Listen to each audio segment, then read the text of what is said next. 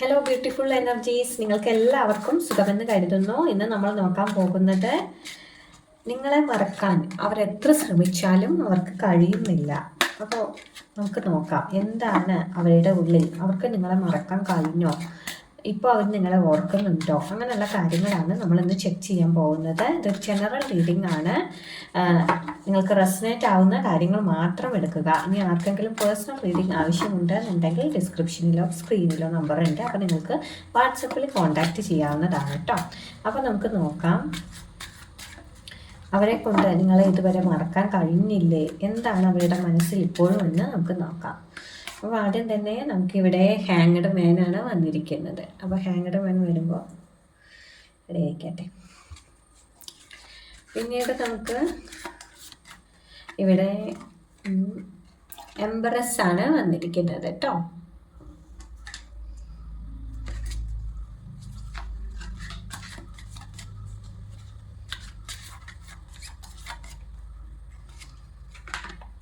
Magician വന്നിട്ടുണ്ട്.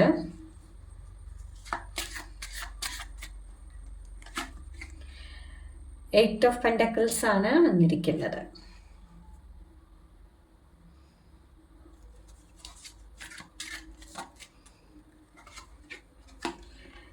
Six of പെൻഡക്കിൾസും വന്നിട്ടുണ്ട് കേട്ടോ.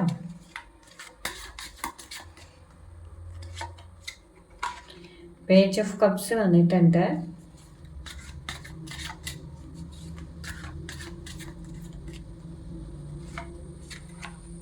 ഫുൾ കാർഡ് വന്നിട്ടുണ്ട്.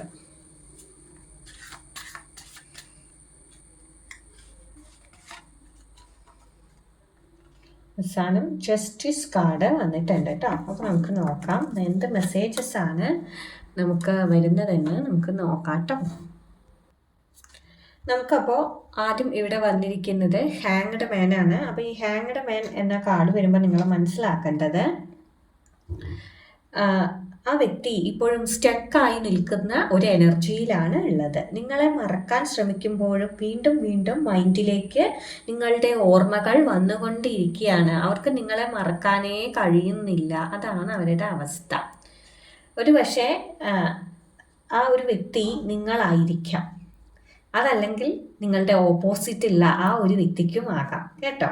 അപ്പോൾ എന്തായാലും നിങ്ങളെ മറക്കണമെന്ന് ആഗ്രഹിക്കുന്നുണ്ട്. ഒരു പക്ഷേ ഇതിൽ നിന്ന് പോയാൽ കഴിയില്ല, വേദനകൾ മാത്രമാണ് എന്നൊക്കെ ഉള്ള തോന്നലുകൾ ഉണ്ടായിരിക്കാം, ഒന്നെങ്കിൽ നിങ്ങൾക്കോ അല്ലെങ്കിൽ ആ വ്യക്തിക്കോ.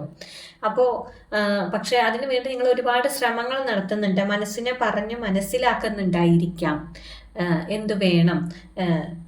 പക്ഷെ ഒരിക്കലും നിങ്ങൾക്ക് മറക്കാൻ സാധിക്കാത്ത ഒരു അവസ്ഥയിലൂടെയാണ് നിങ്ങൾ കടന്നു പോവുക. അവർ വേണം, അവരില്ലാതെ നിങ്ങൾക്ക് പറ്റില്ല, അല്ലെങ്കിൽ ആ വ്യക്തി വിചാരിക്കണം നിങ്ങളില്ലാതെ അവർക്ക് പറ്റില്ല. അങ്ങനെയുള്ള ചിന്തകളാണ് ഇവിടെ കാണുന്നത്. ഇതിൽ നിന്നും അവർക്ക് മാറാൻ സാധിക്കുന്നില്ല. അതാണ് ഇപ്പോൾ അവരുടെ അവസ്ഥ. അതിൽ അങ്ങനെ സ്റ്റെക്കായി നിൽക്കുകയാണ്. അവർക്ക് അവരുടെ ജീവിതത്തിലെ മറ്റുള്ള കാര്യങ്ങളിൽ കോൺസെൻട്രേറ്റ് ചെയ്യാൻ കഴിയുന്നില്ല എന്ന് പറയാം. ഇത് കംപ്ലീറ്റ്ലി റിമൂവ് ചെയ്യാൻ അവർ ശ്രമിക്കുന്നുണ്ട് മനസ്സിൽ നിന്നും.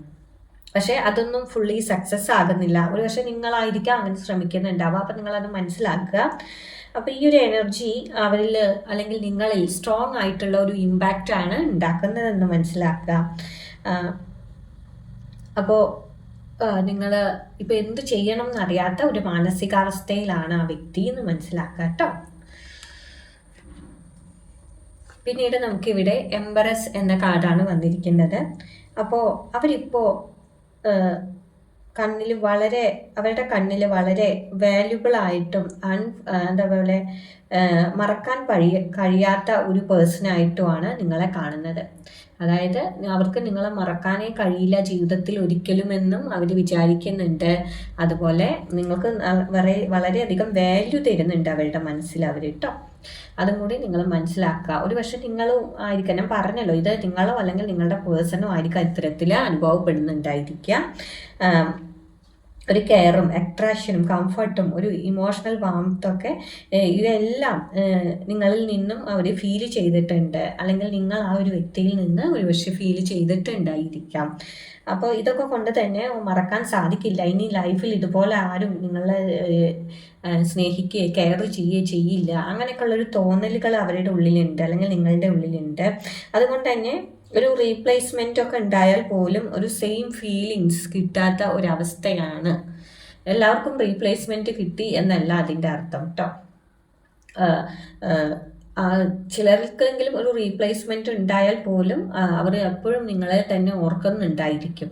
നിങ്ങളെപ്പോലെയല്ല അവർ. നിങ്ങളിൽ നിന്നും കിട്ടിയിരുന്ന ആ ഒരു സ്നേഹവും കെയറിങ്ങും കംഫർട്ടും ഒന്നും അവർക്ക് മറ്റൊരു വ്യക്തിയിൽ നിന്നും ലഭിക്കില്ല എന്ന് അവർ മനസ്സിലാക്കി കഴിഞ്ഞു. അല്ലെങ്കിൽ അവർ അങ്ങനെ ഇല്ലാത്തവരാണ്, വേറൊരു ആളില്ലാത്തവരാണെങ്കിൽ പോലും ഇനിയൊരു ആൾ ജീവിതത്തിൽ വന്നാലും അത് കിട്ടില്ല എന്നുള്ള ഒരു യാഥാർത്ഥ്യ ബോധം അവർക്കുണ്ട്. നിങ്ങൾ നല്ല വാല്യൂ ഉള്ള ആളായിട്ട് അവർ കാണുന്നുണ്ട് എന്ന് നിങ്ങൾ മനസ്സിലാക്കുക. പിന്നീട് നമുക്കിവിടെ മജീഷ്യൻ കാർഡ്സ് ആണ് വന്നിരിക്കുന്നത്. അപ്പോൾ അവർ പുറത്തേക്ക് വളരെയധികം സ്ട്രോങ് ആയിട്ട് കാണിക്കുന്നുണ്ടായിരിക്കാം. ആ രീതിയിലായിരിക്കാം ബിഹേവ് ചെയ്യുന്നതെല്ലാം. ഉള്ളിൽ വളരെ വീണ്ടും നിങ്ങളായിട്ട് കണക്ട് ചെയ്യാനുള്ള ഒരു തോട്ട് പക്ഷേ അവരുടെ ഉള്ളിലുണ്ട്. അവർ ഉള്ളിലേക്ക് പുറത്തേക്ക് എങ്ങനെയൊക്കെ ആക്ട് ചെയ്താലും ഉള്ളിൽ ആയിട്ട് അടുക്കണം, നിങ്ങൾ കൂടെ ഉണ്ടായിരുന്ന ആ ഒരു സമയമാണ് നല്ലത്, അങ്ങനെയുള്ള ചിന്തകളാണ് അവരുടെ ഉള്ളിൽ. നിങ്ങളവിടെ മെസ്സേജ് ചെയ്യണം, നിങ്ങളുമായി അടുക്കണം, നിങ്ങളുടെ അടുത്തേക്ക് വരണം, അങ്ങനെയുള്ള ആഗ്രഹങ്ങൾ അവർക്കുണ്ട്.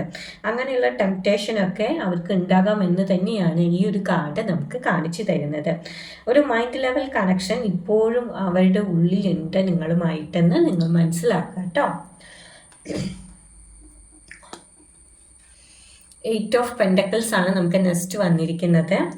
അപ്പോൾ നിങ്ങളെ മറക്കാൻ വേണ്ടി അവർ വേറെ പലതിലും മൈൻഡിനെ കോൺസെൻട്രേറ്റ് ചെയ്യാൻ ശ്രമിക്കുന്നുണ്ടായിരിക്കാം, വേറെ പലതിലും ഫോക്കസ് ചെയ്യുന്നുണ്ടായിരിക്കാം.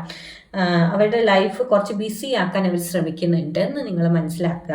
പക്ഷെ അതൊന്നും അവരെ കൊണ്ട് കഴിയുന്നില്ല, അതിലേക്കൊന്നും ഫോക്കസ് ചെയ്യാൻ ഒരു പക്ഷേ കഴിയുന്നുണ്ടാവില്ല. ഒരു സെൽഫ് ഡിസ്ട്രാക്ഷൻ അവരിൽ കൂടുതലാണെന്ന് നമുക്ക് പറയാം. ഒരു ബിസി ആയിരിക്കുമ്പോഴും പെട്ടെന്നൊരു മെസ്സേജ് വരാനുള്ള ഒരു ചാൻസ് ഉണ്ട് എന്ന് അവരിങ്ങനെ മനസ്സിൽ വിചാരിക്കുകയാണ്. ഒരു പക്ഷേ അവർ പല ടൈമിലും വളരെ ബിസിയായി മുന്നോട്ട് പോകുമ്പോഴും ഇടയ്ക്ക് അവർ നിങ്ങളെ ചെക്ക് ചെയ്യുന്നുണ്ടായിരിക്കാം. നിങ്ങളുടെ മെസ്സേജ് എങ്ങാനും വന്നിട്ടുണ്ടോ എന്നൊക്കെ നോക്കുന്നുണ്ടാവാം.